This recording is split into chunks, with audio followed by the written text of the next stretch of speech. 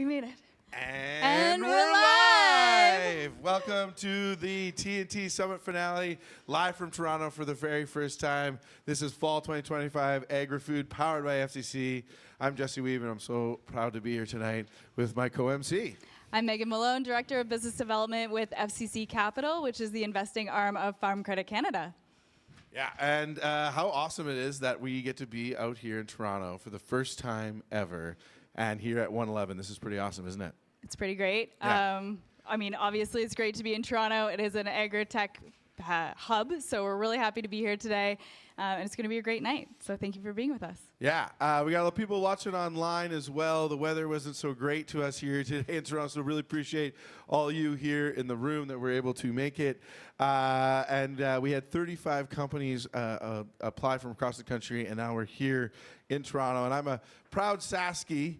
I came from out west. We've done all three of our past Agri-Food Summit finales out west, but now we get to be here in Toronto. Woo! Yes. That deserves Round of clapping. applause for that. Awesome. So we're really excited because, yes, there were 35 companies that started in this program, but tonight we're down to the top 5. So we're really happy to be announcing the top 5 companies live here in Toronto. Yeah. Oh, you want to do that? Okay. Well, as we gather here in Toronto, we are reminded of the critical importance of food security and the role that the land plays in sustaining communities and ecosystems. It provides us with nourishment and sustenance, and we recognize our responsibility to steward it with care and respect. Absolutely. The city of Toronto is on the traditional territory of many nations, including the Mississaugas of the Credit, the Anishinaabe, the Chippewa, the Haudenosaunee. I don't have as much practice with this one as I do with the Western Canada one. The Wendat peoples, and is now home to many diverse First Nations, Inuit, and Métis peoples. The city also acknowledges that that Toronto is covered by Treaty 13, signed by the Mississaugas of the Credit, and the Williams Treaty signed with multiple Mississaugas and Chippewa bands. We try to, that is the verbatim land acknowledgement, but it's important for us that in discussing food security and agriculture, it is essential to recognize the traditional knowledge and practices of Indigenous peoples who have cultivated and cared for these lands since time immemorial. We honor their wisdom and expertise in sustainable land management, acknowledge the ongoing contributions of Indigenous communities to the agricultural sector.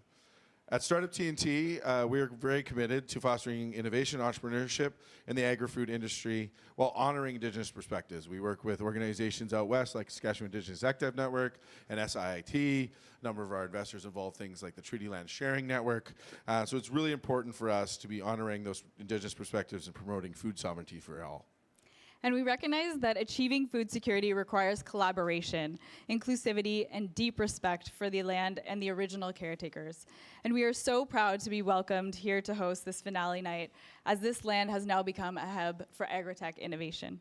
Yeah, it's great that that's all part of the story of this place. And wanted quickly, a lot of people ask, about TNT. Whoop, skipping ahead. What is our story? And if those that don't know, TNT in the name stands for Thursday Night Tradition. I keep clicking the button.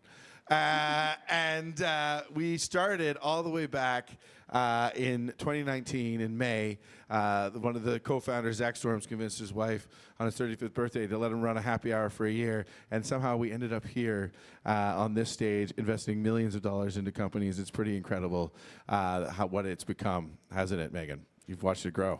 It is pretty incredible. Those are some great numbers. And I believe I did hear on, maybe it was BetaKit, that Yes. you guys are the fastest growing or the largest angel network in Canada now. Yeah, we're pretty big, and we're actually the most active private investors in Canada. We're not cutting always the biggest checks, but we're cutting a lot of them, and we're trying to help companies grow and scale here in this country. And we're going to talk a little bit about how that works, but people are always curious about our impact, right, and what we're actually doing and why folks like FCC are supporting us, right? Like you're not just doing this because you want people to get rich, right? No, that's not usually the goal. We want more money, more capital invested into innovators in the ag and food space. So it's really important to get some of that capital at the really early days, and it's often the hardest time for to find these investors, right? Angel investors are individual people. They can be really challenging to find. So to be able to support a group like Startup TNT is crucial. Yeah, so we're, as you might see here, we're on our 50th Summit finale, and we've been creating impact all this time. We are a not-for-profit, so for every dollar of operational funding that we get, TNT can go out and raise $4 of angel capital, and usually 3 of those $4 are net new, meaning those folks would never have touched the startup asset class without our activation. And then for every dollar of angel capital that we invest, those same companies then go out and raise $5 of additional capital. So we're seeing a 20-to-1 ratio of capital flowing into the ecosystem for every dollar that we're taking on the operational side. And that doesn't even account for the jobs and revenue growth. I think that's pretty incredible. It is incredible. Yeah. Deserves a round of applause. Yeah. Thank you.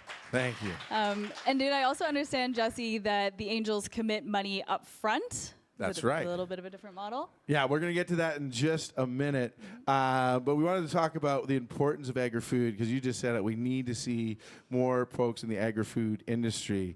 And startups are going to need more than just capital, right? They need a lot of other supports, don't they?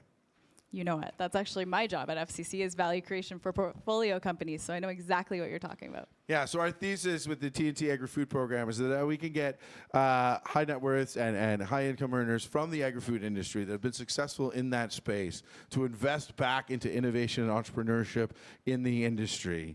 We're going to see an absolute explosion of companies growing and scaling here in Canada, not just here in this country, but all the way across the world. And that's what we're trying to achieve with this program, with the support of FCC. And as you mentioned, this is how it works. Investors pre-commit money, $5,000 each, before they even see the companies that apply. They put the money in, and then they collaborate and they perform due diligence as a group. And it's a lot of work to do due diligence on companies, isn't it, Megan? 100%. Yeah, we've done hundreds of hours of meetings, hundreds of documents have been reviewed. We've gone through this multi-step process here, and we have term sheets with all 5 companies that are going to be pitching here tonight. This is not a pitch competition. This is a deal screening process. All right, so much more than that. We're real investment, real dollars. Yeah, pretty awesome, and we're so excited to be announcing live here on stage. Unlike Dragon's Den, our deals will actually go through, so we're pretty excited about that. And we can't do it without the awesome support of all these amazing people. Of course, FCC powers this program. We'll hear a little bit more from Megan just in a second, but Ag in Motion and Glacier Farm Media, our big supporters are. You should definitely come check out that show in Saskatchewan next year. Natural Products Canada, Mercurture, our core funding partner in Saskatchewan, Innovation Saskatchewan. We got some great VC friends, Ag Capital Canada, Tallgrass Ventures, RHA. We got close friends, BDC, MNP, Osler, Emily, Frankly, and Gowling. And then all these amazing community supporters here as well, just making this all possible. Give a round of applause for all these awesome people making it possible to do our work. And of course, FCC, you are one of the biggest supporters of the ag and food industry in Canada, are you not? I believe so. We'll talk about it right now. So FCC, for those that may not know us, Farm Credit Canada, we are a Canadian Crown corporation, which means that we have one shareholder, and that is the Government of Canada. But no, we do not use your taxpayer dollars to fund our operations. We are a fully self-sustaining Crown Corp. So we have a $60 billion loan portfolio. Sorry, I'm standing in the way of the numbers here. We have a $60 billion loan portfolio across 100,000 clients in Canada. About 83% of our clients are actual farmers, so primary egg production. The remaining customer base is anything from agri-food and agribusiness. So we think of crop inputs, seeds, fertilizers, pesticides, all the way through to technologies on farm, to trucks that deliver produce from the farm to the storefront door, and consumer packaged goods companies. So really a wide range of customers. The team that I'm part of is FCC Capital. So FCC Capital was stood up about a year and a half ago, April of 2024. with the mission to drive innovation and impact for the Canadian agri-food sector. So for the last 65 plus years, FCC has been the largest lender, is the largest lender to ag and food in Canada. And we've done a lot of great work in the community. We, are at pretty much every single ag event that you might go to in Canada. However, when our CEO, Justine Hendricks, joined about 3 years ago, her first mission was to go around and chat with our farming clients. So actual farmers, actual producers, and understand, what do you want more of from FCC? And they said, it's a very competitive, very challenging market for a number of reasons. We need more technologies, better innovations, and so we'd love to see FCC do more in that space. And that was the birth of FCC Capital. So with FCC Capital, we make investments into venture capital funds. FCC has been doing this for about a decade, but we're really amplifying that now. So we are a limited partner in 22 funds investing in ag and food across Canada. There is over 800 million committed. Here's a glimpse of our current funds. So this fund portfolio does help us invest in over 200 companies across the ag and food system, at the earliest stages through to some later stage companies. But if you go back to the previous slide, what we introduced with FCC Capital that's net new for Farm Credit Canada is direct investing into companies. So we now have the ability to make direct equity investments into companies, with our first investment being in August of 2024, and now 15 to date with over 200 million deployed already. And we just stood up a strategic finance team, so that's the ability to offer venture debt, convertible debt, mezzanine financing, new types of capital solutions to ag and food tech companies. And then lastly, value creation, which is a lot of where my work sits. So what we like to do is value beyond the capital. It's one thing to commit capital, but like Jesse said, a great investor really delivers some value to the company too. You don't want to take money from somebody that doesn't really have a say in your business or can help influence your growth. And so we do this in a number of ways, but here's a bit of a map of some of our partnerships across Canada. So we have accelerator and catalyst partners like Startup TNT. You might be familiar with Mars here in Toronto, which is a new partnership of ours that you may have heard of.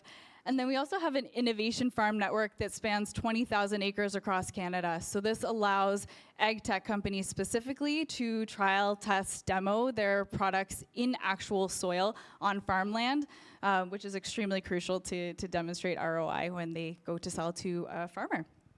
Yeah, and this is such an amazing operation. And not only are they doing all of this stuff, they're committed to putting $2 billion into the ecosystem they announced today. Let's give a round of applause for all the amazing work that FCC is doing in our ecosystem.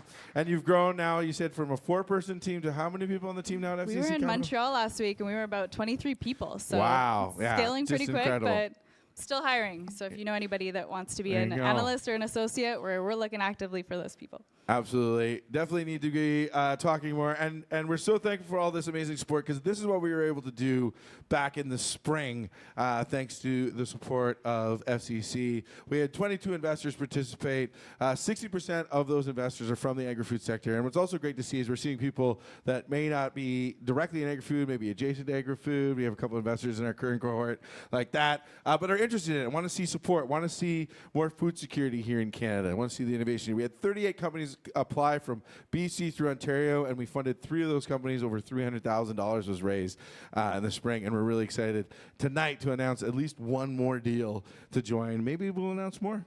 Who will see?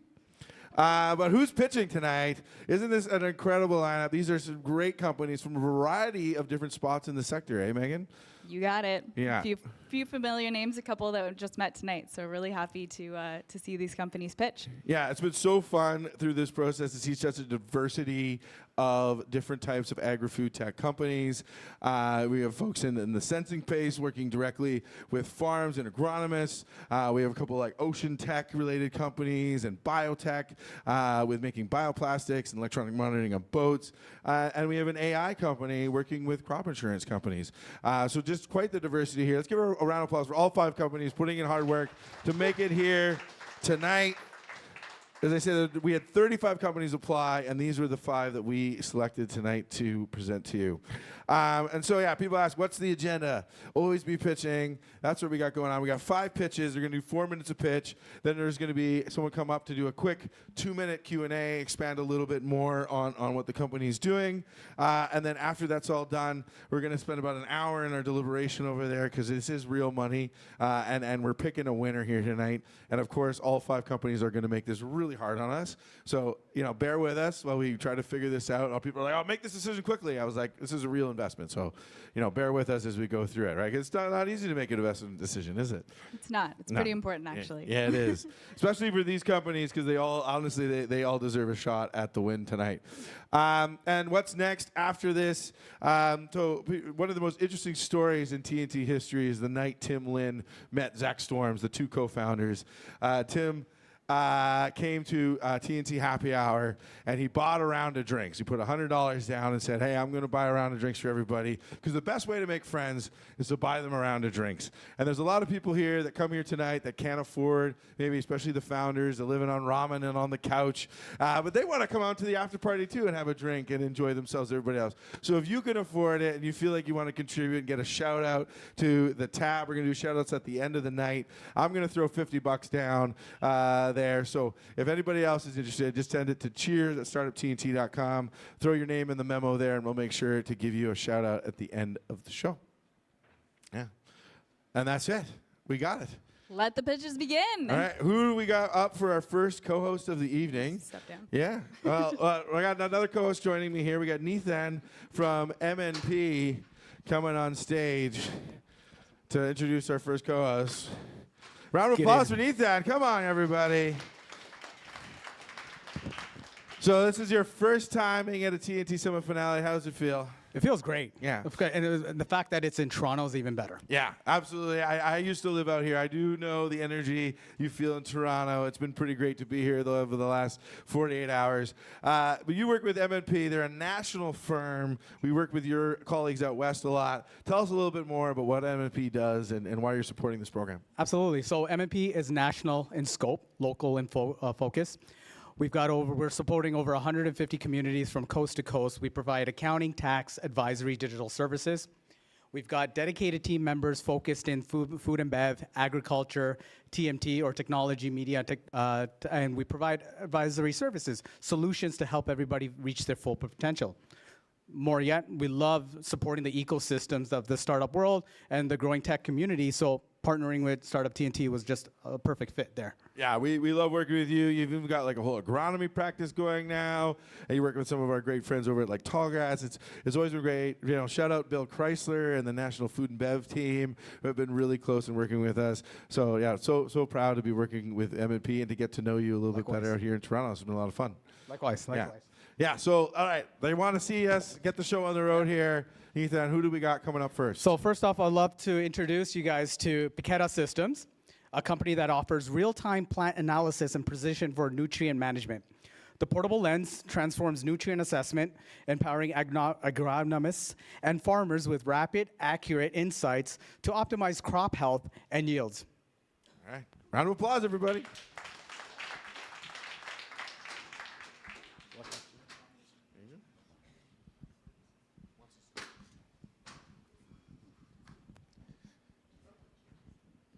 Super. Hey everyone, I'm Xavier Balkutsugi of Piketa Systems, one of the co-founders, and for the past 5 years, we've dedicated our lives to scanning leaves. Now this may sound a bit weird, but we think this is the single most important metric for managing your crop in season, and we've found a way to not only give answers quickly, but to advance agronomy. So the problem we're trying to solve is that actually, to this day, about half of the fertilizers are wasted. This is not because farmers want to waste fertilizer. I've never met a farmer who wanted to waste fertilizer, especially not when it's 30% of their budget yearly, amounting to hundreds of thousands of dollars spent in fertilizer that doesn't go to improve the yield. The problem is that we don't know which half of the fertilizer is getting wasted. A lot of times, more nitrogen is put on when more specialized products could be used, and it's really a lack of information, because despite having agronomists try to help farmers decide what seed to plant, what products to apply, when to intervene, we're still having a huge gap between the productivity right now and where the yield potential can be with proper management. So we've built a solution for this. This is called the LENS, the Leaf Evaluated Nutrient System. We use AI and spectroscopy to scan leaves and then pattern match as, well, this corn leaf, from what we've seen, has a calcium deficiency from all the other samples we've done. And we've made it so simple to use that even a high school student we can teach within 15 minutes, because typically field scouts, that's their first job in agriculture, like we did before starting the company. So you can get all nutrients, not just nitrogen, not just NVDI, you can get nitrogen, phosphorus, potassium, calcium, phosphorus, boron, aluminum, iron, copper, everything you would get from a chemical lab test that takes days to weeks, you now get within a minute, and you can scan anywhere. And it's not just me saying this. Here are 3 of our agronomists that tells them that this system allows them to know what's going on, be able to save time, and most importantly, be able to answer farmers' questions instantly. This is basically an answer machine for crop fertility in season when it matters most. And these are not only the only people saying this. We've had 31 clients this past summer, ranging from the US Midwest to the Canadian Western to Ontario, in over 800 farms getting tissue samples in real time. This ranges from Cargill, the RAC, as well as the leading agronomy institutions like the University of Guelph, Missouri, Nebraska-Lincoln, and Cornell. So we've scanned leaves from our own potato farms on the east coast of Canada, where this all started, all the way throughout North America, collecting tons of data and adding more crops to our platform. We've also found product market fit with ag retailers specifically. So ag retailers are tasked with both supplying fertilizers and also giving advice to growers. And with these folks, we have a subscription that's better, faster, cheaper than using the traditional testing lab. Found over 88% retention last year, as well as growing interest from the market for this product. So this is a hardware-enabled SaaS business model. We see this as a huge opportunity. We're already set to take on the $200 million already being spent on lab tissue tests. We see with these ag retailers, which are 30,000 of them in the US, a $500 million market. And if we just look at the average revenue per acre across all of North America, this represents billions in potential ARR if we can bring this and make this a standard practice across agriculture. So thank you for hearing my pitch. Hopefully that was interesting. And please let me know how we can help you know your crop and grow your potential.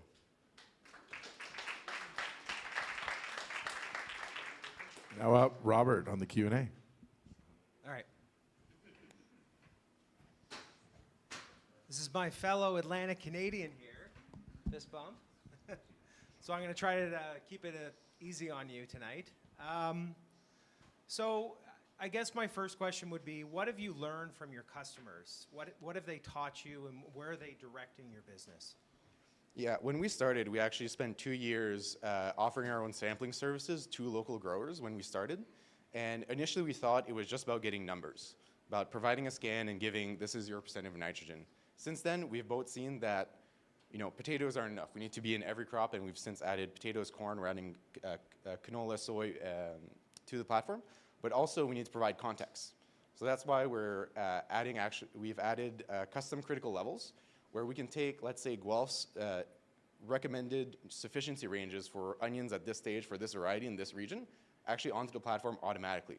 So now we're bridging the gap between institutions doing all this agronomy research and the commercial farmers, and doing more things like that, like adding benchmarking this next season and more. So really taking it from numbers to answers is the biggest thing. Great, great. And so, you know, I'm potentially an investor. My money's committed. So, you know, I understand some of your hardware technology is off the shelf. It's, you know, you've built that together in a very purposeful way, and you're adding a software layer to that. Mm-hmm. What I'm wondering is, how do you protect yourself? What's your strategy in terms of protecting yourself from somebody else coming into the market and displacing you? Yeah, you're right, Rob. We're taking off-the-shelf spectrometers and just making it super easy to use and putting them everywhere. Because we see both the data moat as the biggest thing. Like I mentioned, we've taken 25,000 tissue samples in just 5 crops to train up these models. This is a lot of effort going on in fields, manually collecting samples. And we've now have a network effect that once we add a crop, we can get 100 times more data that first season. So it makes it so that we can deploy it to our network and basically add every crop and have the best models. The second part is we do have 2 patents filed, and as well as trademarks, but we really see that data as a big asset for us. Okay, great. Sounds like you're on top of it. I guess last, I'll put this out there. Let's say that you get the investment and we're here next year. What are you going to tell me? Like, what's the most exciting news? What's the big thing that happened over the last year, a year from today? Yeah, Rob, that's a good question. For us, we're already looking to be over 1.2 million in ARR this next season and seeing that top line in the funnel. So converting that would be a huge deal for us, being able to prove out the viability, as well as we have about a dozen trials with pretty high volume retailers. So 1 or 2 locations trying this out. If we were able to see them really fully adopt this and put this in every location, I think that would be a huge win. Awesome, awesome. Well, no matter what, I think we're all rooting for you. So thank you. Great pitch. Thank you.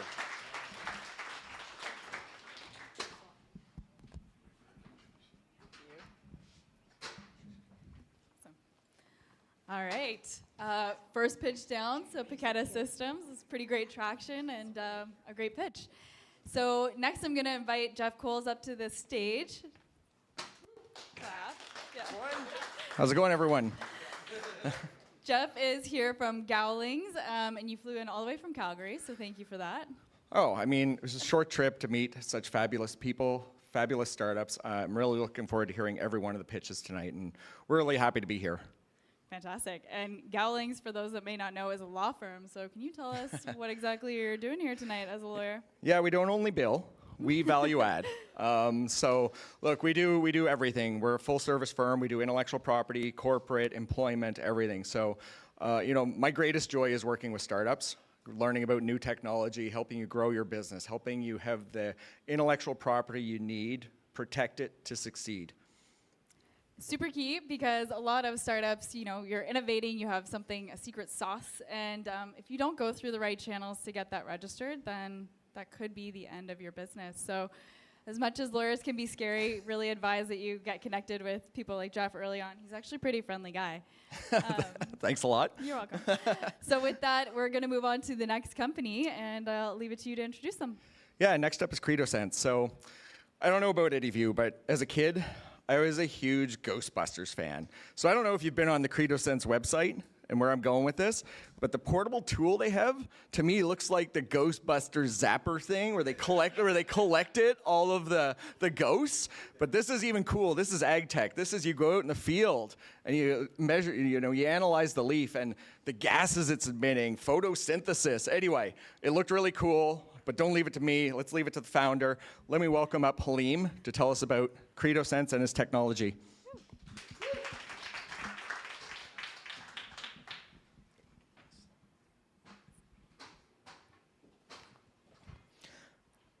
Hello, everyone. I am Halim. I am the CEO of CredoSense. At CredoSense, we are setting the new standard for crop health diagnostics. Why this matters? Because every wrong decision farmer makes costs billions each year. Let me put it this way. Imagine going to see a doctor who just looked at your face and say, hey, you look sick. So that's helpful, but that's not real diagnostics. True diagnostics comes from blood work, not guesswork. And that's exactly the problem with the existing ag tech tools.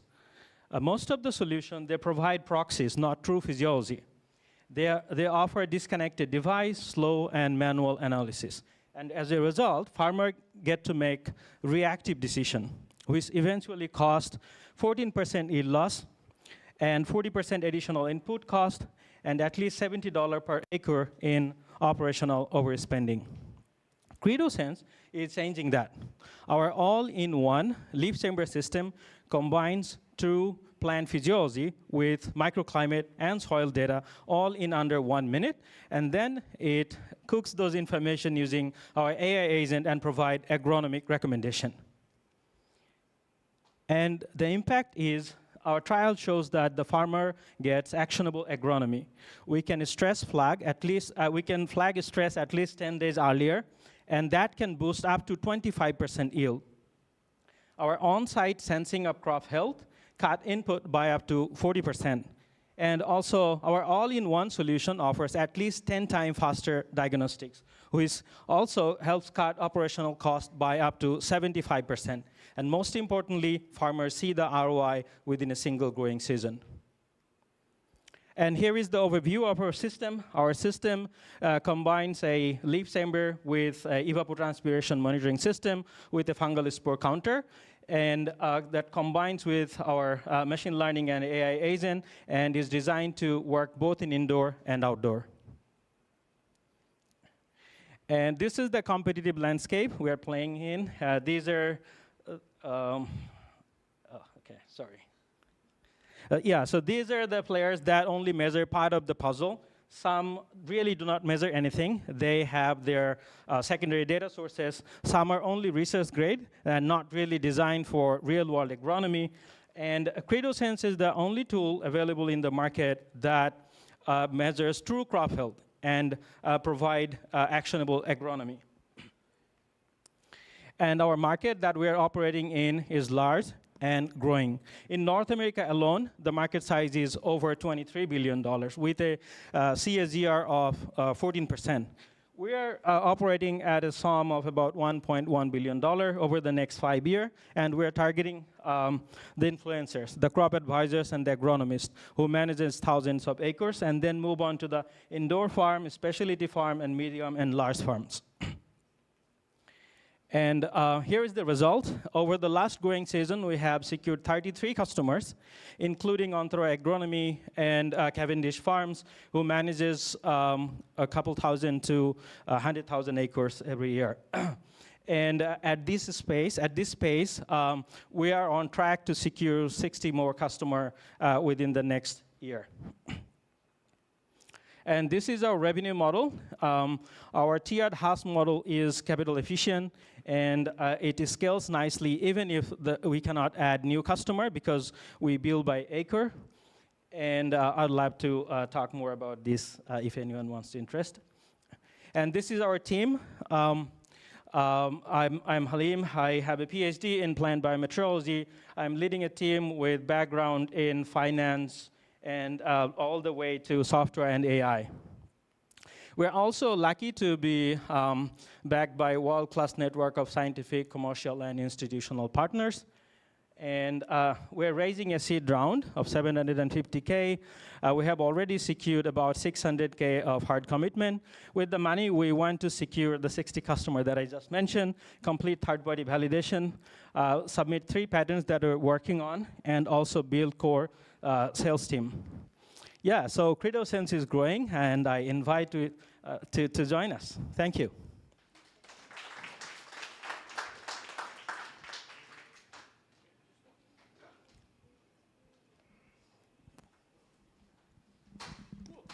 Hello, thank you so much. Hi, everyone. My name is CK Dhaliwal. I'm the Executive Director of Startup TNT. I'm excited to ask you some questions that we've had prepared today. So first, thank you so much for the presentation. Can you please tell us more about your fungal spore counter and how it fits into the overall CredoSense workflow? Yeah, that's a, I think, very exciting question, I would say, because we would be the 4th company in the world that has the fungal spore counter that can directly measure fungal load from the airflow. And it fits very well within our crop health diagnostic system because it provides almost real-time information to the farmer if there is any fungal pathogen in the air. So then we recommend the user or the farmer to go take our handheld device, do some measurement. By combining those information, it helps us really pinpoint the disease. For example, disease can be viral, bacterial, or fungal. So with the fungal spore, we know it's fungus. Right. Okay. What makes CredoSense hard to copy, both on the hardware side and in your agronomic AI? Yeah, so we have been fine-tuning our technology over the last 7 years, I would say. And 3 patents is in the process of filing it. So once those are done, then this will be protected. And our hardware is highly integrated with the AI system. So they're really intertwined with one another. If one copy that one, they have to look for the other bit of the puzzle. And we keep the AI part as our trade secret. Gotcha. Yeah. So that's how we make it partially, I would say, impossible to copy us. Perfect. Last question. If CredoSense becomes the new standard in crop health diagnostics, what changes in practical, what would be those changes in practical terms? Yeah, so we want to make sure that farmers are spending less time in the farm scouting, spending less on inputs, and getting a boost in their yield. And we want to make sure that with this tool, we can ensure the climate-smart agriculture, which is the future challenge we'll be facing. Gotcha. Okay, thank you so much.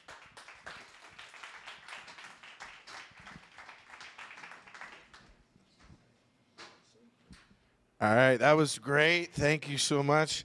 Those pitchers, 2 up, 2 down. We're now at our middle pitch here, and I'm so happy to welcome to the stage Abdul from Natural Products Canada. Round of applause. We met out in Calgary just recently because you got an amazing team working across the country to support the natural products industry here in Canada. Tell us a little bit more what you're doing over at NPC. Yeah, so we help companies across agri-tech, food tech, non-therapeutic biotech, clean tech, and some other industries. We help them through capital, connections, and network. And what we do is really open up their ability to commercialize their technology and really do well in the future. Yeah, and you've also got an investment fund as well? Yeah, so we partner very closely with Dara Ventures. Yeah. Equity investments in early stage companies up until about the Series A stage.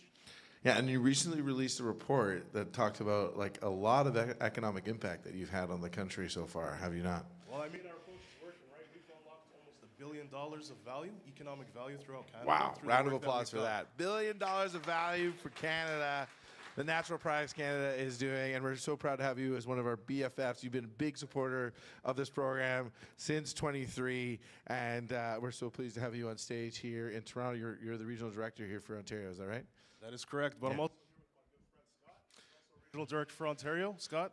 Big shout out to Scott as well. So yeah, if anybody is working in the natural tech space, bioproducts, CPG even, and you work with some of the great CPG companies like Vegain, that's in our deal memo, one of our top 5 finalists from the spring. So yeah, so proud to have you here on stage. And let's keep the show rolling here. Who's up next for the pitches? Yeah, so we've got FICO Technologies coming up next, and I'm very excited to present Ms. Rana Shavoshi. So the thing that's really interesting about their technology is beyond the deep technical acumen that both their founders have, they also have the commercial goods to back it up. They partner with coastal communities and indigenous communities. And actually, I'll let her tell you a little bit more about her business. Give it up for FICO.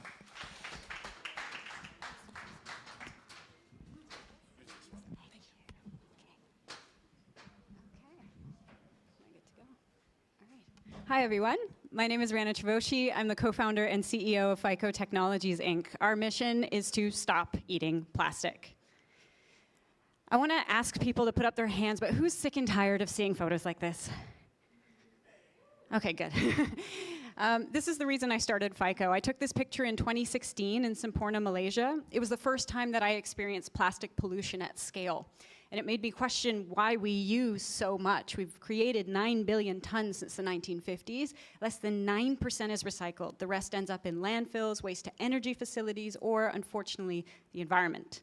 So as a scientist, we know, and I understand the environmental impact, but we're starting to understand the human health impacts as well. So the question is, why do we keep using plastic, and how does it keep getting into our bodies? And the answer is our food. Our entire food supply chain needs plastic, from production, packaging, distribution, to the grocery retail sector. We need it. We don't have a choice, otherwise our food systems would fully collapse. And so FICO has developed an earth-digestible and non-toxic biomaterial that's derived from seaweed, which is grown in partnership with coastal communities, including indigenous nations. The way we do this is by taking seaweed and upcycled biomaterial waste that's single source from agriculture or fin fisheries or shellfish that's from the local communities we partner with, and then it goes through a biorefinery process. So what that means is we use green chemistry and enzymes to extract the valuable components of seaweed, blend them into pellets, and those pellets are then used in any plastics infrastructure to make films and coating for ag. Our process is really efficient. It's at 85% efficiency. That's 40% higher than a lot of our competitors. It means that our raw material costs are 40% less as well. As of today, I can confidently say we can use frozen seaweed as a feedstock because we're running our production scale pilot this week. We're also able to use dried seaweed. We're able to use multiple types as well, so browns, reds, and greens. And in terms of where we win with our product, we stand out in a number of ways. One, we're aiming to be home or farm compostable, so the material doesn't have to leave the site. We're one of the few companies, or maybe the only one to my knowledge, that is actually focused on the end of life of the product. So we've actually proven that you can recycle our polymer. Nobody else has done that yet. Our product is 100% bio-based, so no petroleum in there at all. And most importantly, we want to help farmers. We want to help them save money on their operational costs in terms of labor and waste management fees for plastic removal after harvest. The market for what we're developing is the global biodegradable film market. We're not replacing all plastics. No one company can do that. So we're focused on this TAM, which is $1.2 billion. The SAM that we're focused on is North America, just because of the size of the market, and Europe, because they're actually banning agricultural plastics next year. And then we anticipate 3% market capture over the next 5 years to equate to about $18 million. The way we're going to do this is by doing founder-led sales by yours truly to start, and then moving to selling our pellets directly to plastics manufacturers because that's the most cost-effective thing to do. In the last 24 months, we've basically obtained about $500,000 of non-dilutive funding to get us to this point from idea to MVP. We've done multiple rounds of customer discovery, talking to farmers, waste management, regulators, to really understand the problem throughout its entire life cycle. This quarter, we have our trademark application filed. We secured a $100,000 investment, which was announced last week by NorthX. We have 5 LOIs in discussion, one of which is signed, and we're going to be signing another this week with Tree Track Intelligence. And our goal for next year is to file provisional patents, get our product to market as soon as possible, and get revenue through the door. Our team has over 50 years of shared expertise in marine natural products, seaweeds, toxicology, and aquaculture and bioprocessing, and we're supported by a wonderful group of mentors. And our ask right now is a $700,000 raise on a safe, $3 million post-valuation cap, and a 20% discount. We have $170 in the bank, $125 hard-circled, and about $300 soft-circled right now. We believe that seaweed can be a superior alternative to petroleum-based products that don't have to compromise our bodies, our planet, or our future. Thank you so much.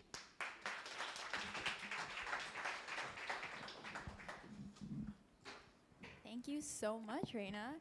For everyone, hi, I'm Maria. I am an intern analyst with Startup TNT, and we're just going to ask you a couple of follow-up questions. Sure. So first off, how does FICO address the bottleneck of the sector, seaweed sector? Yeah, it's a great question. Thank you for asking it. So our technology kind of addresses 2 bottlenecks in the sector. One is the actual processing that I mentioned. We can grow a lot of seaweed in Canada and North America, but the issue is the processing of it. So once seaweed is grown, it has to be stabilized. It's either going to be dried, frozen. That's costly, of course, but we can use either form now. We've demonstrated that this week. And we're also working on utilizing it fresh. So if we can utilize seaweed fresh, then we have eliminated one of the bottlenecks by being right close to the source. That's awesome. Second question. So what happens to the remainder material residue that's left after the first step of extraction? So we saw that we were at 85% efficiency, which is great. We still have leftover. We're in the process of actually identifying co-products. So we've identified up to about 6 at this point in time, ranging from fats and proteins, as well as potentially biostimulants. There's a lot of valuable components in seaweed, and our goal is to valorize it. Okay, last question. What's the go-to-market strategy? Yeah, so we're starting in a very niche sector, mushrooms, mainly because they use a lot of plastic. They're very innovative, and they function indoors, of course. So we're working in a controlled environment, establishing ourselves there, and then moving to the greenhouse sector, where they have slightly different applications, but still can use our thin films. And then once we feel confident there, that's when it gets really interesting, when we can shift to outside and use mulch films outside that can break down and then could just be sowed into the soil, because we're in the process of identifying this right now, but our product could potentially function in a dual way where we're utilizing it as plastic, but because we're using seaweed, there could actually be nutritional benefit as well. Don't want to make that claim yet, but we're working on it right now. Awesome. Thank you so much.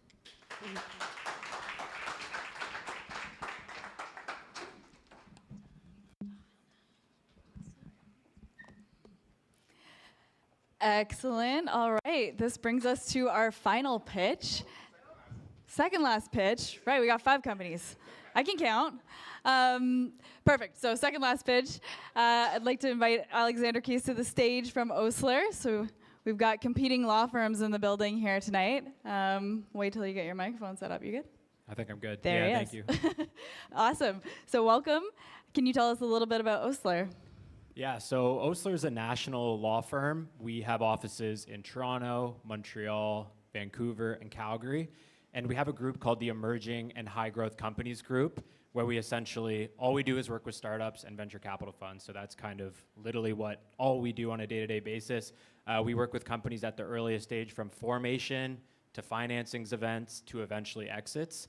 So we essentially just kind of live, sleep, eat, breathe, startup law. Sounds pretty awesome to me. Really cool. I'm told that I need to ask about a deal point report that you produced, perhaps? I can't say I had too much to do with it, but essentially it's kind of an aggregation of all the financings, all the M&A events, and all the deals that Osler has done over the years. And it provides some really unique kind of visual data that we often provide to founders in terms of helping them understand what they should be raising, maybe what an exit might look like. So it just provides useful data to provide kind of benchmarks for Canadian startup companies as they scale. That's fantastic. That data is usually pretty hard to find, and although we do have access to PitchBook and things like that, I'm sure yours is a little bit more concrete. It is. Awesome. So why don't we talk about the second last company of the night? Okay, so I was gonna try and just say something off the dome, but I don't think I can because it's a little too technical. I'm gonna be introducing Super Geo AI today. So to set the stage, crop insurance claims have always depended on adjusters going out to the field and making manual, subjective calls, which ends up causing delays and a lot of inefficiency. Super Geo AI has built AI tools that basically take this whole process and make it faster, more objective, and way more accurate. They do this using things like AI, automated 3D grain bin volume measurement, crop yield forecasting, wildlife and hail damage assessment, and even fungicide application planning. Altogether, their tech is on track to save the agriculture industry billions a year while massively improving speed, accuracy, and the overall customer experience. Sounds a little bit like a dash cam, but for agriculture. So looking forward to hearing the pitch.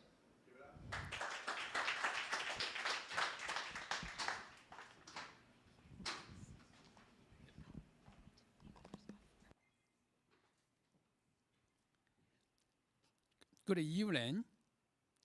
Super Geo AI is a geospatial AI company that provides innovative AI solution for streamlined crop insurance assessment. Traditional crop insurance assessment is time-consuming and subjective. In many cases, farmers must harvest before their adjuster arrived. With our AI technology, it's simply one click in the smartphone, and it has about 90% fast with about 95 to 100% accuracy. It has a 3D photos for evidence, so there's no claim, no paperwork, no guesswork, no dispute. Currently, we have 3 AI products already commercialized. The first one is AI-driven wildlife damage and hail damage assessment. The second one is AI-driven 3D green bin measurement. The third one is the AI-driven crop yield forecasting and fungicide application. Traditionally, wildlife damage and hail damage is very challenging. It's time-consuming, subjective. With our AI technology, it takes only about 10 minutes for the drone fly the field and get about 95% accuracy. We are very proud. And this year, our customers use our technology to save them more than $10 million just in this year, the first year. crop insurance company wanted to know how many bushels in the green bean for the claim. However, it's very dangerous to climb the green bean. Even you climb inside the bean, it's so dark, so dusty, it's difficult to guess what's the amount in the bean. With our technology, our drone can fly over the bean, take a photo, takes only 1 minute. They can have actually 3D photos with 99% accuracy. So when we are doing the data collection, the farmers even can, in the home, see the 3D photo right away. Crop insurance company wanted to forecast the crop yield for the crop insurance price. They don't want to overcharge the farmers, but they also want to have the money to pay for the farmers if some bad years happening. However, with the climate change, it's very difficult to forecast the crop yield 10 years, 20 or 30 years from now. So the federal government FCC asked us to use our AI technology to forecasting the crop yield in 10 years, 20 or 30 years from now. So we did one for the province of Alberta. The result is pretty good. Both provincial and the federal government is happy with the result. They asked us to do in the Manitoba and the Saskatchewan as well. And the farmers can also use our technology to identify where to spare fungicide application as well. During the last 5 years, we are revenue stabilizing, and then now we achieved about 4 million revenue in this fiscal year. About 2 years ago, I attended the TNT. At this moment, they just told me, yeah, your technology is awesome. However, your technology is not ground truth. You do not have much revenue, so we will get the top 20, then not go forward. But after 2 years from now, I come back to TNT, so we have 4 million revenue a year now. So it's kind of just 2 years. And then we'll continue doubling, tripling, because the technology is so game-changing, a lot of clients want us to do. So we hope for after 5 years from now, we can achieve about 200 million revenue. So I get my PhD from the University of Alberta in 2007. And then right now, I have about 13 development employees for my development team. So we do not have any sales team, but we covered the marketing already because the technology is exactly the one it. Yeah, so this is for me. And any questions? So great to have you here. It's a great story, as you mentioned. You were in our top 20 back in 2023. Took a couple of years, come back, and has absolutely crushed it. You've got all this amazing revenue. Tell us a little bit about which customers you're working with right now that's driving this revenue. Yeah. So right now we pretty much work all the major insurance companies in Canada. The first one is like the federal government FCC. So they use our technology doing for the yield price. And then the wildlife one, we have the Saskatchewan ICIC, they go to the whole province, and also Manitoba Insurance Company. And then for the green bean, also all the Alberta, Saskatchewan, Manitoba, they all use our technology. And I also have some customers like SGS Canada, they have other facility who use our technology as well. Awesome. Wow. That's some really great work that you've gone out and got all those insurance companies. The other really awesome thing with you, and you've got a nickname amongst their investors as the grant savant, because you have got so much different grant funding. Tell us a little bit about the kind of grants that you've gotten that's gone into some of that R&D grant funding.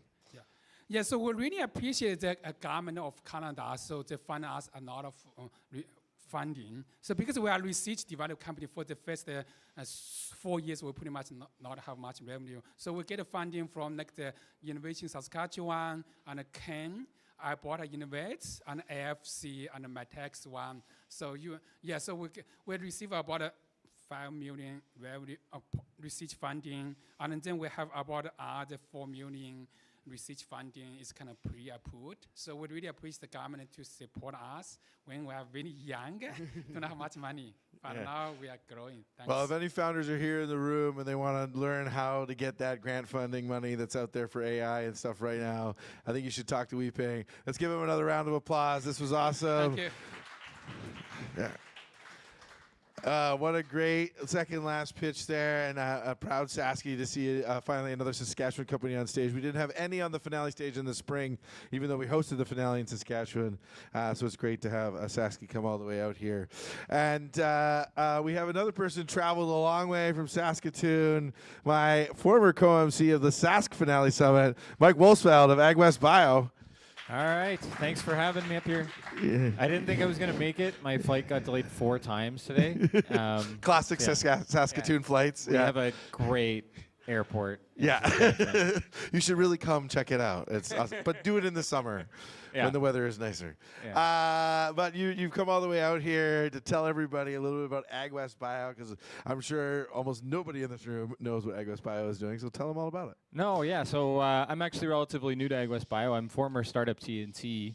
But AgWest Bio is an organization that supports the agri-food and biotech sector in Saskatchewan and provides a connection to the prairies. So we do that through our investment fund. We have a small investment fund. I'm the investment manager there. We invest in pre-seed to seed stage agri-food and biotech startups, either in Saskatchewan or who are looking for a pathway to the prairies and the expertise and the markets there. We also provide a bunch of other support. We're sort of part of founding organizations like Global Institute for Food Security, Natural Products Canada, who was up here earlier. Now we run some programs like our GAP lab, it's 2 A's. That's basically like a makerspace for agri-food lab businesses. Really good for startups to get off the ground. We have Prairie Food Link, which is a agri-food or food and ingredients cluster, and the diverse field crops cluster, which I'm still learning what they actually do, but it sounds really cool. Yeah, there's a lot of stuff happening in Saskatchewan. One of the great things of going through this Agri-Food Summit has been seeing all the different connections even companies in other parts of the country have to Saskatchewan, as it obviously is such a hub of ag tech innovation, and there's some really great programs there. People should definitely check it out, Mike? Yeah, absolutely. Lots there. Yeah, lots there. All right, let's keep it rolling and announce the last pitch of the night here. All right, yeah, I'm excited to see this one all the way from the other side of the country. We've got Amanda from Team Fish. All right, keeping it simple. Or let her do the pitch. Yeah. Give her the mic, that one. All right, thank you. And, okay. Right, here we go, lucky last. I'm ready to go. Hi, everyone, lovely to meet you. At some point, this will be up there, and you'll be able to see what I'm talking about. There we go. I'm Amanda Barney. I'm the CEO of Team Fish Monitoring. We put AI-enabled electronic monitoring systems on commercial fishing vessels around the world to help them meet regulation and maintain critical market access. About 90% of global fish stocks are overfished. There are almost 5 million fishing vessels operating in the world, and very few of them have monitoring. We have huge regulatory and market demand asking for verified catch, and the technology that we have creates that verification, so tens of thousands of vessels will be able to maintain their fishing activity and maintain access to the markets that are so critical. The reason this is really interesting and really critical right now is that this year in 2025, 2 major announcements were made. Number one, the US said that they would stop importing seafood from a suite of countries that were not meeting monitoring requirements to do with marine mammals. Number two, Walmart, Costco, Tesco, Marks & Spencer, some of the largest seafood buyers in the world said, if you don't have a fully transparent seafood supply chain, we're not interested in purchasing your fish. And so finally we're seeing the sea change, pun intended, where we're going to create a level of accountability and trust in one of the largest food systems in the world, the seafood supply chain. What is electronic monitoring? Very quickly, it is you put a camera on the back of a fishing boat, you watch what they do to make sure that they are being honest about what they're catching, what they're encountering, what they're throwing back. You bring that video into the cloud, you analyze it, you figure out what species are they catching, when, where, and then you send data reports to regulators, to markets, to things like MSC certification, to those dolphin safe stamps on the tuna that you might buy. What sets Team Fish apart? We are bringing AI fully into the electronic monitoring that we do with fishing companies around the world. We have fully ruggedized hardware that goes on fishing vessels. We have edge AI that's helping us in real time find high-risk activities. We bring that data into the cloud where other AI is helping human experts find activity, identify species, and then we are sending data reports to the regulators that need them. The most interesting thing that we're looking at is how do we bring this verified, validated encounter data, so not just the fish that's bought and sold, but everything else that you're encountering on a fishing boat, how are you tying that to changing climate data, weather data, and ocean data? So we get to start to get a sense of how fish stocks are being impacted by climate change. One of the reasons that Team Fish wins is that we have been working with inshore and small-scale fisheries. We can scale up to the big fisheries, but we actually have technology that will work on small vessels. This represents almost 90% of the fishing vessels in the world. In the competitive analysis, the most interesting thing that is missing is the size of the market, because somehow I dropped that slide out of this deck. So it's about a $9 billion market that's opening up for electronic monitoring because of the market requirement. And right now, less than 1% of fishing vessels have electronic monitoring. And in order to do it, you need to be designated and you need to have worked in this industry. This is all of us, and we're right at the top. I'm running out of time. We doubled our revenue this year. We have a pipeline of $5 million for next year. We have active deployments around the world. We're fully regulated by 5 different countries. We work with Indigenous nations across Canada. We have partners in 6 countries. We use EM as a service. Our SaaS model is tied to hardware sales and tied to regulation, so it's double sticky. So exciting. We grow by having small pilots, figuring out the nuts and bolts, and then it becomes a regulatory scale.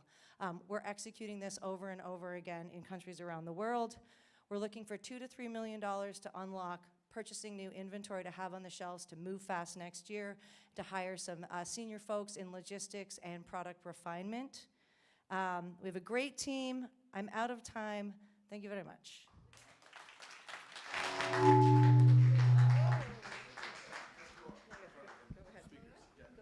Okay, awesome. Incredible pitches here today.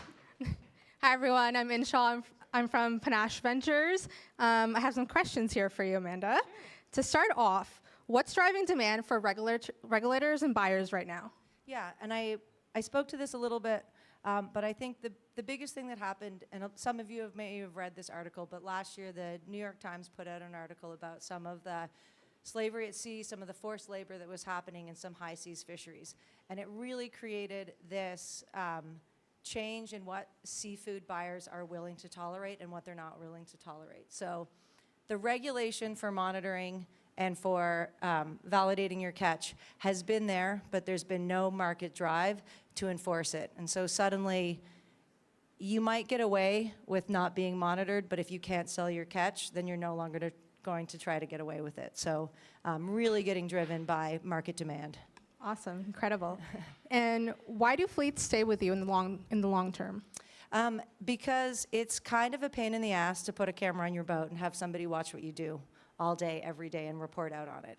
And so once you've done it once, you're not really interested in uninstalling that hardware and getting someone else's new hardware back on your boat and inviting another person onto your vessel to mess around. And so one reason that they stay with us is because the hardware sales make us sticky. The other reason is that we have an incredible team of fisheries scientists and not just data scientists and technicians. And they know that we believe in fisheries. We know, I'm born and raised in Newfoundland, moved out west. They know that we really care about fisheries, about fishing communities, and about the data sovereignty that goes along with what we're doing. And so we think their data is valuable and precious and belongs to them. And I think that really says a lot about maintaining the relationship with the fishing industry.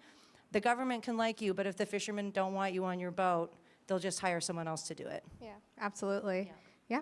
Final question. Would love to understand what stops a competitor with more capital from entering or overtaking the market?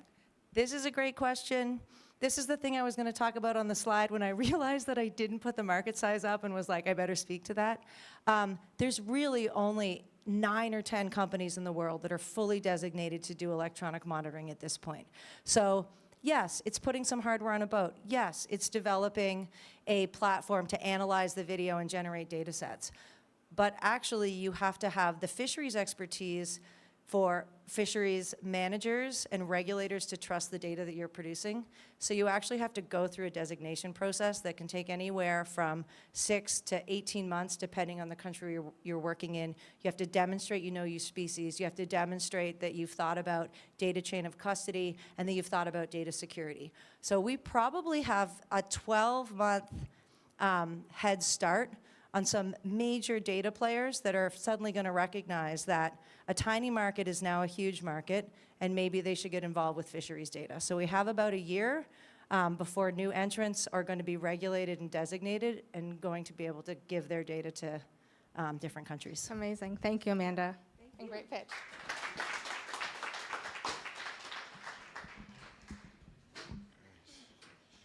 All right, that was amazing. Let's give it up for all 5 of our amazing finalists. How incredible were those pitches? Wow, 5 up, 5 down. We've got a tough decision to make, don't we, Megan? We do. Yeah.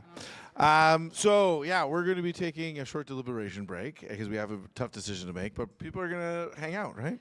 Yeah, so I don't know if this is working. Yeah, it's There we on. go. Yeah. All right. If you didn't use your drink ticket yet, you do have a drink ticket for an adult beverage. The non-adult beverages are also there, so there's that. And you can always buy more. You can buy more drink tickets at the back. yeah, Support you us can at buy. TNT. Buy some drinks from us. There's buy also a friend a some drink. potentially cold pizza, but it's still pizza. And there's a So microwave please at the back, eat. too. There's multiple microwaves. There You you can go. heat it up. So there you go. There's even a foosball table, so Yeah. you guys will I have lots also of know, fun. real quick, around the room, you'll see a couple QR codes to submit photos. We don't have a videographer here or a photographer here tonight. We are on a live stream. But if you're taking photos, just please do us a favor. Get that QR code real quick. Upload your photos to that drive so we can compile all the photos for the evening. And That'd be please be sure that you hang out because the best, most exciting, maybe not the most exciting, pitches were pretty great, but a really exciting piece of the night is coming right afterwards where we get to announce an investment or maybe a few. So mix mingle. The founders all want to talk to you. They want to meet you. So spend some time hanging out here. We're going to be back in about 50 minutes to an hour because we have a really tough decision to make. So, all right.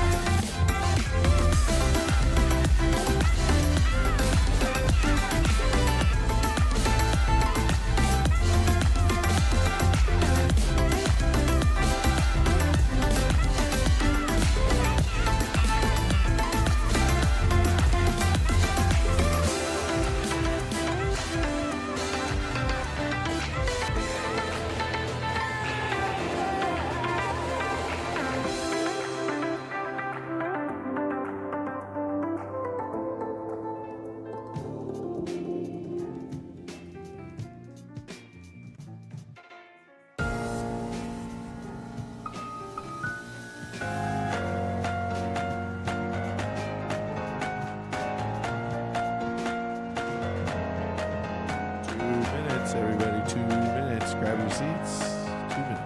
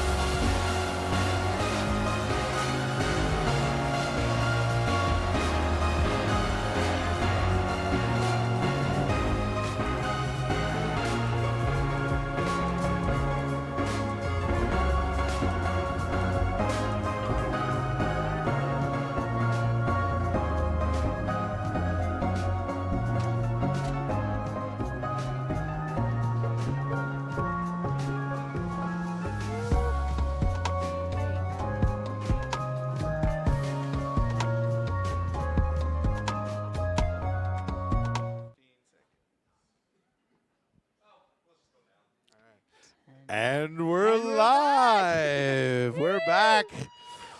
What a deliberation room, as it always is. These startup founders do not make it easy. No. They make it really, really hard on us, don't they, Megan? That was your first deliberation room. It's a good thing, right? It's good to have a lot of great companies to deliberate over, and it makes a tough call in the end. But yeah, people always ask us, right? Like some folks who only see this, they're like, oh, why did that one win? You know, that wasn't the best pitch, or like this one was super exciting. I was like, there are so many factors that go into an investment decision. Isn't that right? it's very true. Yeah, and it's about the deal terms. It's about the structure of the business.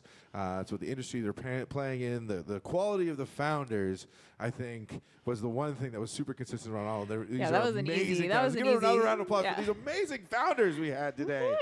It was absolutely awesome. Just need my slides up here so we can keep going. There we go. One thing I wanted to mention before we get to or get towards the winner, I have all your attention now because you all want to hear the announcement. So I'm going to do a few more things here. But one of the things I'm going to plug is these were the 21 companies. We couldn't pick just 20. We picked 21 that applied way back. That got into the top 21 that pitched way back in October. And we've given feedback to most of them, and we're super excited to see where these companies are headed. They're going to be working with a lot of our partners in the ecosystem. So let's give a round of applause for all the companies that applied to the summit, went through the program. Really excited to see where they're headed. And just quick, Brian, you said this earlier. I think others said it takes a village to raise startups, doesn't it, Megan? Sure does. Yep. Yeah. Big ecosystem. Absolutely. So, folks in the room, if you're thinking about how to get involved, how you can support, how you can help these companies grow, go up to them, just ask, how can I help you? And let's keep growing and building a great agri-food ecosystem here in Canada. Yeah. We've got some stuff coming up next, don't we, Megan, in 2026? Yeah, we do. Why don't you tell us about it, Jesse? Okay. So in the spring, people ask me, I want to be an investor with TNT. How do I do that? Well, we're going to be running an investor boot camp. It's both virtual and in person in Saskatchewan. But if you're not able to join us there, you're watching online, you want to get in, join that investor boot camp. We're going to be looking at a spring and a fall summit again with the Agri-Food program. So if you're raising in early next year and you want to be on this stage in the future for TNT, you can apply there. Applications will open in the new year. We're doing awesome community activations with FCC. We were at Ag in Motion Canada's Outdoor Farm Show this year, which is super fun.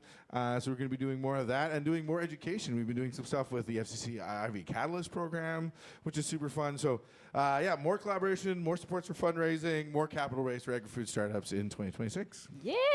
Woo!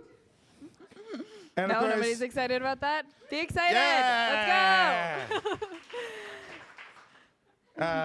Keeping that energy going here. It's a dark, cold night here in Toronto, and I appreciate everybody who's here with us live. And I really appreciate all these awesome people. Thank you, Megan, for being on stage. Thank you, FCC, for supporting us. We seriously cannot do this without you.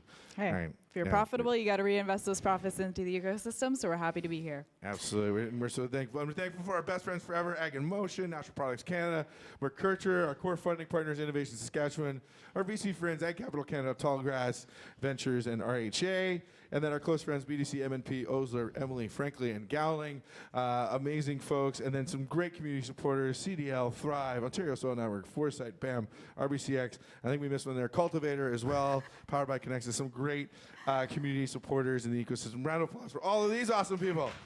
Lots of applause. And I wanted to bring one more person up on stage before we get to the end of our show here. This is his first time being at a Summit finale in Toronto like the rest of us, but not his first time on a Summit finale stage. You were on a stage right at the very beginning. So welcome to the stage again, CK from Startup TNT HQ. Thank you. Yeah, what are you thinking about tonight's festivities and everything? It's a lot to take in. First, thank you everyone that joined us both in person and online. There's a lot of amazing companies, and I think it's always awesome to be able to see how many people come out to support one another. I think this level of collaboration just isn't something that you see everywhere, and the amount of people that have asked me, when are we coming to Toronto? I'd love to explore that and see what it looks like at TNT in your community. So first, thank you for that. This is our 50th summit. Yes, it is. This is our 50. 50. Those are big numbers. Yes. And $20 million invested into local communities. Over 120 companies have received support from us. What other kind of details would you like to Over point out? 500 angel investors representing over 3,000 individual checks that have come into TNT. So yeah, big shout out to Jonah, our operations lead, managing all of that. Jonah, behind thank the you. scene, he's online watching us right now. Big shout out to Jonah, our operations lead. He is the glue that holds us all together, isn't it? He really is. Yeah. And that's just something I want to acknowledge too. There's a legacy really that I've been fortunate to take over in the past 6 months here with TNT. And so I'm so excited to see our future keep driving those numbers, keep driving those metrics, and make sure that there's a TNT in every community, because clearly we've been providing a lot of impact, and of course that's not possible without all the amazing people here today and all of our incredible sponsors. We didn't even have enough space for all of them on the slideshow there. And also a quick shout out to your predecessors who were running the organization, Yes. the two co-founders of TNT. Yes. Zach Storms, Tim Lin, they're also the GPs. They're not going away. They are stepping back a little bit, but they're still going to be involved with our fundraising and running our TNT Capital side. So we're so thankful. Round of applause for those amazing founders that made this all possible. Yeah. And don't go anywhere. You're going to stay here with Megan and I on stage as we announce the winner. But I quickly wanted to give a quick shout out. Right now we've got one additional donator to the bar tab, and shout out to John Held. TNT investor since 2022. We did my first ever angel investment. I did with John back in 21. He's been an angel investor since 21 with us. So shout out to that. If anybody else would like to donate, please send it to cheers@startuptnt.com. All right, Jesse, I love you, man, but founders are sweating out here. Like, we've got to announce something. Okay. Well, we got one more round of applause here. All 5 finalists. Let's give them all a great round of applause. They did an amazing job tonight. We are only going to be announcing one deal tonight. We have side deals brewing. There is interest already on the sheet. But, with today, there was a lot going on with some folks that weren't out necessarily there to be on the call to put their money in. It takes a week. There's other investors that are going to be putting money in. So we will be in touch with the founders. We're working actually on deals or supporting deals across all of 5 of these companies, but only announcing one tonight. Okay. Ready? That's it. That's all the preamble. All right. So drum roll, please. Let's go. And our winner is FICO! Woo! All right, come on She's so up. stunned. She doesn't Come even on get up from her seat. up. Yeah. Wow. Woo! Can't even believe this happened. Get up here. Awesome. Grab the She's coming. champagne. She's coming. Awesome. Yeah, you have some words to share? Thank you so much. Yeah, thanks. I'm in shock. No, it's been such a lovely experience from day one, and we really appreciate all the support we've gotten from beyond just the pitching and the due diligence. It's been such a lovely process, so we're extremely grateful. So thank you so much. Wow, we're so happy to be on this journey with you, and time to pop the champagne bottle. Just don't push it at anybody. Yeah, okay. I can do the honors. I love it. There you go. All right. No pressure. It's always the hardest thing to do. Yeah. We got this. It's good. Yeah. Woo! There it is. Congratulations. And since we're working on deals in all 4 of the companies, I just welcome all 4 of our other finalists up onto the stage here real quick to join us. Seriously, the investors think all 4 of these companies are investable in their own way. So let's give a round of applause again to all 4 of these amazing finalists. Get up on stage here with us. We're going to celebrate. Give this to the founders. It's been a long journey to get here. You should take it. And while we're bringing up here and doling this out, I'm just going to maybe pass that mic. I think it's Mike back here. And if you want to say a few words about your experience with the program, we'd love to hear it. Sure. It's been incredible. What I've really appreciated is the pressure that the DD put on some of our existing shareholders and some of the structure issues that we've been dealing with that had got remedied really quickly. So it's been really incredible to have people around me as a founder reassuring me that some of the things that I think we need to change in order to really scale and get investable, it's true, and I'm not crazy. So it's been fantastic. Awesome. Yeah, Startup TNT has been a super experience since 22 when we actually got connected with individual farmers that were interested in investing in us. So the support from there, and one of them is now our actual customer, so it's gone kind of full circle there. Always great to be at these events. Yeah. Well, it's great that we finally got so Xavier holds a special place in TNT history as one of only a few deals that have been outside the top 5 in a previous summit. And so this is the first time he's actually been able to get onto a top 5 finale stage, so we're really happy to have him. It's still in the portfolio already, and hopefully we're looking on putting some more in here soon. Awesome. You want to say a few words, Halim? Yeah. Yeah, so this is the first time we are raising the capital, and I've found the Startup TNT specialization to be very helpful. And yeah, I've learned and also asked a bunch of stupid questions, and he has been very supportive throughout the process. And I think I'm confident moving on. So I've gained the confidence through the process. Awesome, that's what we want. Yeah, we really appreciate the TNT support us, and then it's a very good experience. And then the TNT help us from beginning how to even make the pitch decks as well, and then also ask connection for the other investor as well. I also really appreciate his experience. Thank you. Final words from our winner on the founders. I'm just grateful to be amongst such a caliber of amazing entrepreneurs. So yeah, it was a great learning experience, and just grateful for this moment. Cheers to you. Real quick, as we wrap up, I got to give some shout outs. We have an amazing AV team here that's doing this entirely volunteer. Just give a huge round of applause to the AV folks. I have my fiance and business partner here, being our event manager, Casey Winsler of We Manage. If you have any events that you want to plan, she's the person to reach out to. Maria was on stage earlier, our analyst intern. She cold emailed us earlier this fall and said, hey, I want to help out and work with what you're doing at TNT.